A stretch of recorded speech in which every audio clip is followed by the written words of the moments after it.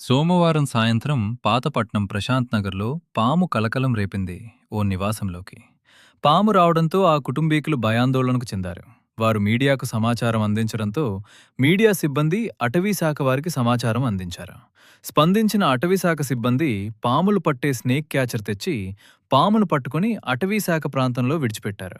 మీ ఇళ్లల్లోకి గాని, షాపుల్లో గాని, పెరట్లో గాని పాములు వస్తే మాకు సంప్రదించాలని స్నేక్ క్యాచర్ వేణుగోపాల్ అన్నారు. ఫోన్ నెంబర్ విడుదల చేశారు. 939514268.